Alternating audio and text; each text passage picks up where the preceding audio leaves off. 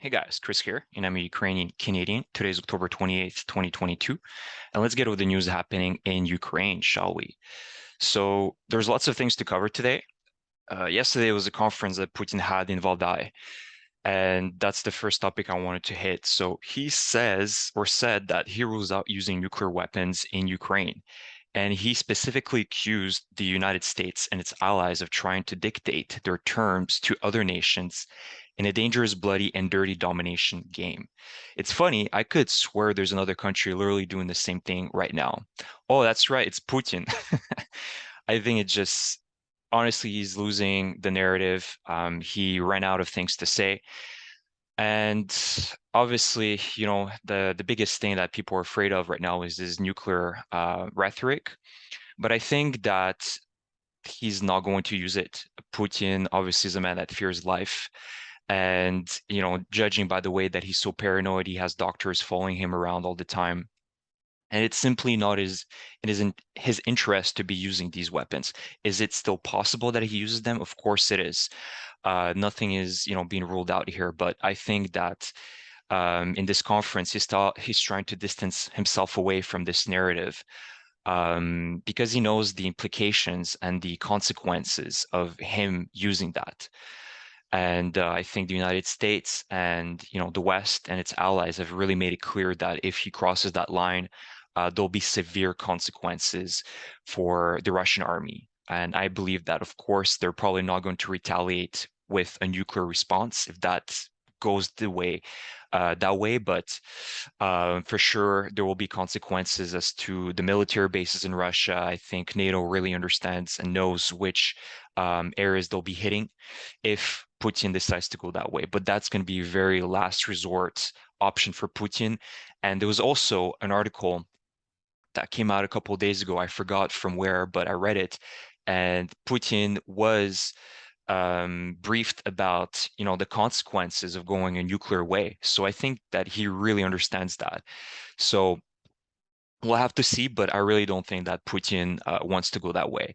And in this conference, he also tried to, pull out the historian out of himself, which, again, he mentioned that, Ukraine is historically part of Russia, even though, we just have to go through Wikipedia or any historical books to see that Kiev and the Ukrainian state existed way before Moscow and St. Petersburg were founded. So there wasn't anything interesting he said. It was just a boring narrative, the same rhetoric. So that's that. In other news, the Russian Orthodox Church is continuing its brainwashing.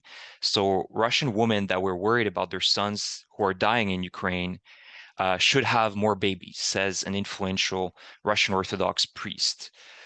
I mean, I have mentioned in my previous video, the Russian Orthodox Church is a propaganda brainwashing tool in Russia. They work in conjunction with the Kremlin to push the narrative that, especially right now with this conflict, it's a holy war against Ukraine and the West, and that they're liberating and, they're restoring peace.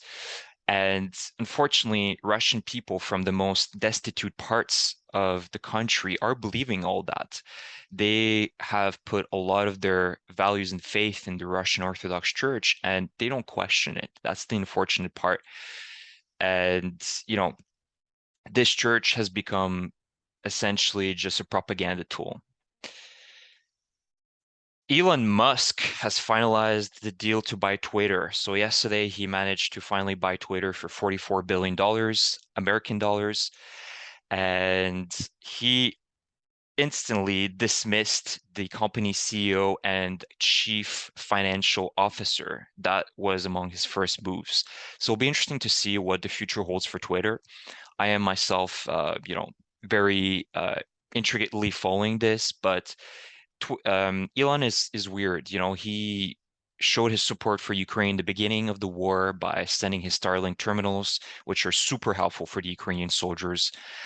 But in the same time, he has made some very pro-Russian remarks as of late, essentially tweeting about a peace deal with Russia, essentially giving up all the occupied territories to Russia, which I'm completely against. So I don't know. I think that Elon should stick to what he's best at, and it's being the Tony Stark of the current tech world, and that's it. He shouldn't be a political figure, in my opinion. So we'll see what the future holds for that.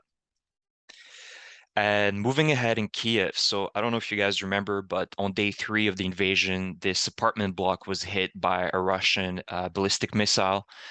And right now it's currently being renovated, as you see here. And it again shows the devotion that the Ukrainians have to really bring normalcy to their world. As much as there is a fighting ongoing and there is, this brutal war, I think that every Ukrainian wants peace. Every Ukrainian wants to just have a normal life the way it was before February. And, this is just another indication that we're doing everything possible to bring that normalcy to Ukraine. A little update in Donetsk and Luhansk. So this is Bilohorivka, and if you guys don't remember, the Russians had a disastrous crossing here in the beginning of May where they lost like close to 100 or I think 70 to 100 units of military hardware because essentially they were trying to cross the river through the Seversky Donetsk river, and the Ukrainians managed to find out early and they hid their positions, and they had this disastrous crossing where they lost an insane amount of military hardware and obviously men. And so they tried it again they tried a little counterattack here, which failed, as you can see here, right over here. And so they retreated. And the Russian sources also say that the armed forces of Ukraine has started an offensive north of Kreminna to cut the P66 highway, which would be around here, as you see here. So they're trying to cut off this highway, which is a highway that leads to Severodonetsk and Lysychansk. So the Ukrainians are trying to push here to kind of cut off the highway that feeds to Severodonetsk. So it'll be interesting to see again, probably this weekend. I hope we're going to have some updates about that and see, what kind of updates we'll get from there. So I'll keep you guys updated for sure. And last thing I wanted to bring up is the brave Ukraine firefighters that are helping fight and restore normalcy again in Ukraine. This was an overnight attack again with kamikaze drones in Kiev. I think they hit a power station. And if it wasn't for the firefighters, the medics, the nurses, the teachers, all the Ukrainian people right now, they're bringing and restoring the life in Ukraine and keep it normal. We owe a lot to them. Uh, Women and men equals. So really a big shout out to all these people that are fighting hard on the front lines, whether they're soldiers, firefighters, medics, nurses. They all deserve a huge respect from all of us. So that's it. I wanted to show you a few videos as well. One being of a Russian prisoner of war being interviewed and saying how he was surprised that he was treated fairly by the Ukrainian soldiers. So let's take a look.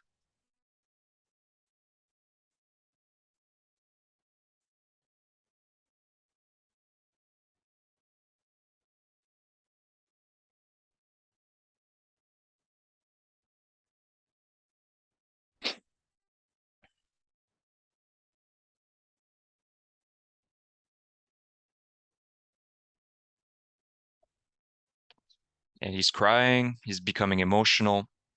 But I'm still very skeptical about this because previously there were videos of Russian soldiers being interviewed by Ukrainians, and then they were exchanged, as prisoners of war with to the Russian side.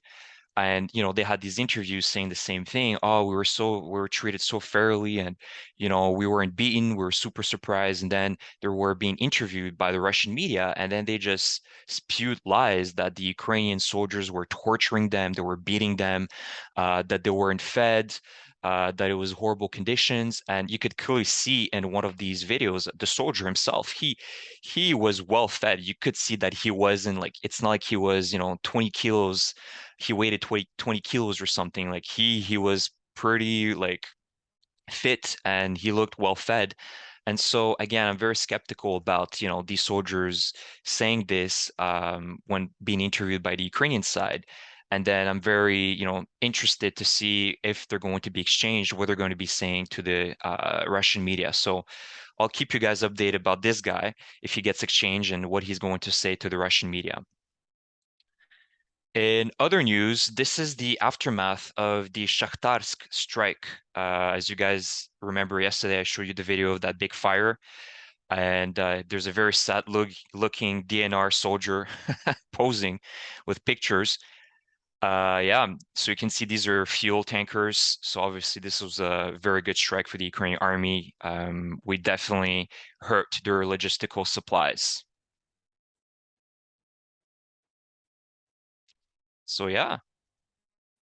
And a little cool video, the trench warfare brings a lot of free time as well for Ukrainian soldiers. And this one particularly has very skilled talent in, sculpturing the trenches. So let's take a look.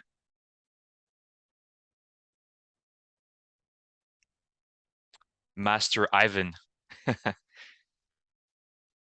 really cool. And he's essentially sculpturing a Cossack, Ukrainian Cossack. Amazing.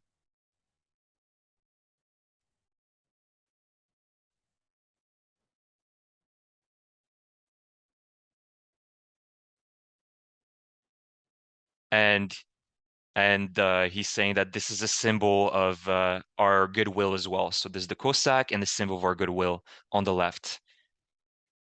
So really awesome. And, it's great that, Ukrainian soldiers are still, managing to spend and enjoy their free time, whenever they can. And the last video I want to showcase is again, the realities of war on the front line. These are Ukrainian soldiers giving food and supplies to Ukrainian kids in Bakhmut. And Bakhmut is the city where the Russian soldiers have almost pulverized completely, but there's still people living there. And Ukrainian soldiers are trying to do their best to provide, the kids and the families that are still staying there with food and, their support. So let's take a look. And these are their own supplies. The Ukrainian soldiers are giving them their own food. Um, this shows the humanity that we have. We care about our people. We don't care who they are, if they, even if they're pro-Russian, which I'm assuming there's still a lot of in the Eastern Front. We don't care. We're going to continue providing them with support, and that's how we win the war, is through affection, goodwill, and not caring which side you're in. You're a human. You deserve the right to be treated like a human. And it hurts me to see these poor kids, living in such conditions. Um, and yeah, he's telling the kids to go hide, don't stay out there outside.